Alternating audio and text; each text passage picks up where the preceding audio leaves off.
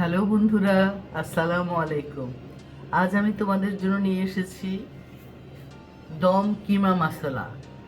আমি এই যে গরুর কিমা করে নিয়েছি 2 কেজি, হ্যাঁ 2 কেজি, এখানে 2 কেজি আছে। হ্যাঁ, আমি এই 2 কেজি কিমাতে আমি মশলা মাখাবো। আগে টেবিল চামচ লবণ দিয়ে দিই,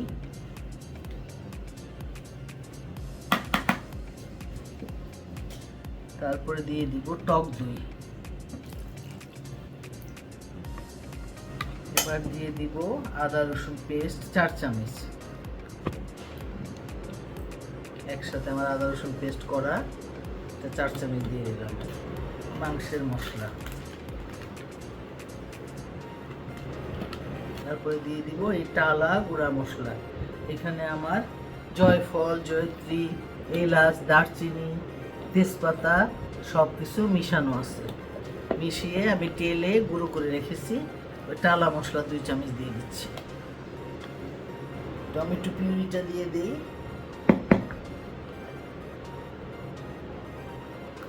এই বড় চামচে 2 চামচ, ঠিক আছে। এখন আমি এটাকে সুন্দর করে ম্যারিনেট করে হাফ অ্যান আওয়ার মতো রেখে দিব। হ্যাঁ, আর দিব আমি একটু গোলমরিচ গুঁড়ো। হাফ অ্যান আওয়ারের বেশি কিমাটা রেস্টে ছিল। এখন আমি এখানে প্যানে তেল দিব, তেলের মধ্যে পেঁয়াজ কুচি দিয়ে বাদামি করে ভেজে নেব।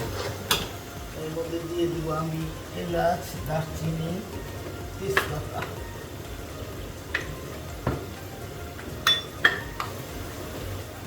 দারচিনি দিলাম,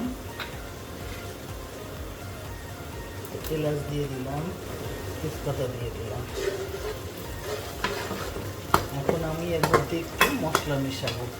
1 চামচ হলুদের গুঁড়ো, 1 চামচ শুকনো মরিচ গুঁড়ো, 1 চামচ ধনিয়া গুঁড়ো, 1 চামচ জিরা গুঁড়ো। আর বাকি মশলা তো আমার ম্যারিনেট করার সময় দেওয়া হয়েছে। মশলার কাঁচা স্মেলটা চলে যাওয়া পর্যন্ত আমি একটু ভেজে নিলাম। এখন আমি কিমাটা দিয়ে দিব।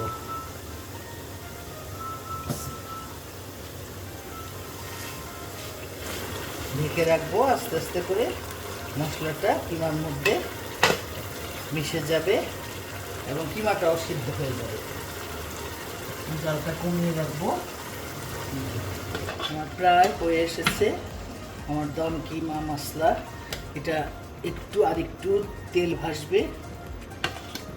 টেস্ট সব ঠিক আছে, জাস্ট তেল ভাসলে আমি নামিয়ে ফেলবো। এখন একটু ফিনিশিং টাচ দেবো। কাঁচামরিচ চিড়ে দিয়ে দিলাম, কাঁচামরিচের ফ্লেভারটা ভালো লাগে এই জন্য। দম কিমা মশলা এটা খুবই সহজ, তোমরা বানিয়ে দেখো, ভালো লাগবে। আর তোমরা কে কোত্থেকে দেখছো, যদি ভালো লেগে থাকে আমার রান্না, তাহলে আমার চ্যানেলটি সাবস্ক্রাইব করে দিও। আর লাইক কমেন্ট দিতে ভুলো না কিন্তু, কেমন? আর ভালো থেকো, সুস্থ থেকো। আমার জন্য সবাই দোয়া করো, কেমন? আল্লাহ হাফেজ, ফি আমানিল্লাহ।